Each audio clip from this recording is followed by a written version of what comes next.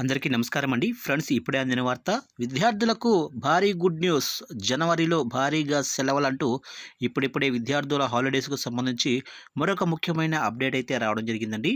అయితే ఇందుకు సంబంధించిన పూర్తి వివరాలైతే మన వీడియోలో తెలుసుకుందామండి. వీడియో మాత్రం ఎక్కడా స్కిప్ చేయకుండా చూడండి ఫ్రెండ్స్. అప్పుడే మనకి పూర్తి సమాచారం అయితే తెలుస్తుంది. ఇక లేట్ చేయకుండా వివరాల్లోకి వెళ్ళిపోదాము. ఇక హైదరాబాదుతో పాటు తెలంగాణలోనే ఇతర జిల్లాల్లోనే పాఠశాలలకు 2025 జనవరిలో 9 సెలవులు ఉండబోతున్నాయి. ఈ సెలవుల్లో 4 ఆదివారాలు ఉంటాయి. తెలంగాణ క్యాలెండర్ ప్రకారం ఈ నెలలో 4 సాధారణ సెలవులు కూడా ఉన్నాయి.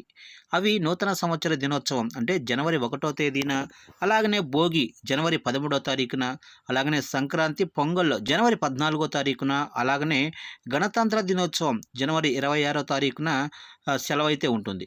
ఇక రిపబ్లిక్ డే సాధారణ సెలవు దినం అయినప్పటికీ ఈ సంవత్సరం ఆదివారం రావడంతో విద్యార్థులకు ఒక హాలిడే మిస్ అయింది.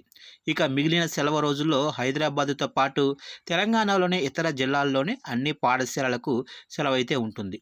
ఇక ఆదివారాలు సాధారణ సెలవులు కాకుండా జనవరిలో 3 ఆప్షనల్ సెలవులు అయితే ఉన్నాయి. హజ్రత్ అలీ పుట్టినరోజు అంటే జనవరి 14, కనుమ జనవరి 15తో పాటు షబ్ ఎ మురాజ్ జనవరి 25 తేదీలలో ప్రభుత్వం ఆప్షనల్ హాలిడేస్ అయితే ఇచ్చింది.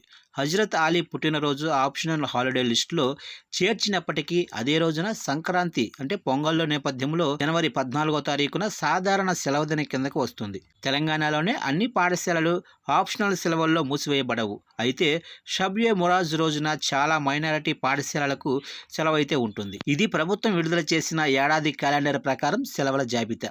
అయితే 2024-25 అకాడమిక్ క్యాలెండర్ ప్రకారం 2025 జనవరిలో సంక్రాంతి సెలవులు జనవరి 12 నుంచి 17వ తేదీ వరకు మొత్తం 6 రోజులు ఉంటాయని విద్యాశాఖ పేర్కొంది.